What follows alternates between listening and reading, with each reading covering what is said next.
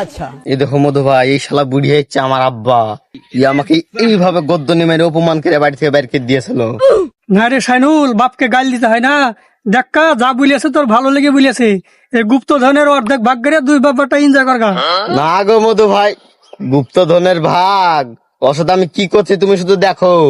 সধা, এ সধা, আচ্ছা কুড়িয়া তুই না, তোকে বাড়ি থেকে গদ্দনি দিয়ে বাড়ি করে দিন, তাও তোর লজ্জা নাই?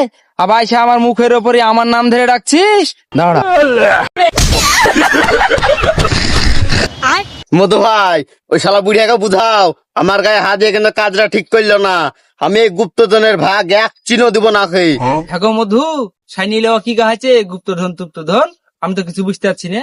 দিনে দুপুরে চুল্লু খাইলিয়ে হেছো নাকি? না গো শুধু চাচা, চুল্লু টুল্লু কিছু খাইলি আসেনি।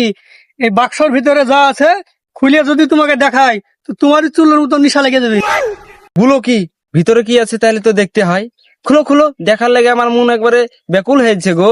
আচ্ছা শুধু চাচা, তাহলে খোলার ব্যবস্থা করো। খবরদার মধু ভাই, এই বাক্স তুমি জীবনে খুলবা না। ওর সাথে আমার এখনো প্রচুর হিসাব বাকি আছে। ধুর পাগলা ছেলে, আমি নাহি রাগের মাথায় মারিয়েছি আর গদ্দান দিয়ে বের করে দিছি, তাই বলে রাগ করতে হয়? আমি কি তোকে কম ভালোবাসি? গুপ্তধনের বাক্সটা খুল দেখি। হ্যাঁ শাইনুল, শুধু চাচা ঠিকই বলেছে।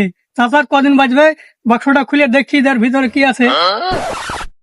না আব্বা, এই বাক্স আমি খুলবো, কিন্তু তার আগে আমার কটা শর্ত আছে।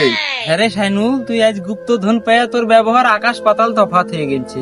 তুই বাপের সম্মুখেও শর্ত রাখছিস, তো কি শর্ত বল শুনি। তুমি কান ফিলে শুনে রাখো আব্বা।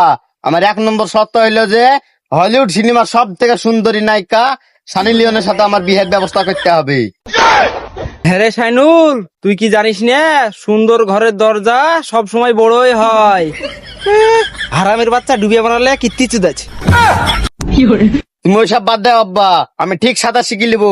তুমি পারবা কি না পারবা সেটা বলো, না হলে আমি গুপ্ত ধনলে শহরে চলে যাবো। ধুর ছোড়া, শুধু এদিক চল যাবো ওদিক চল যাবো, পারবো না মানে? ঠিকই পারবো। তুই আগে বাক্সটা খুল, ভিতরে কি আছে দেখি। এখনই কিসের, আমার 2 নম্বর শর্তটা তো শুনো। আমি রোজ মালপাড়া থেকে চুল্লু খেয়ে আসবো আর ভূমি তুলবো। ওই ভূমি শুধু তোমাকে পরিষ্কার করতে হবে।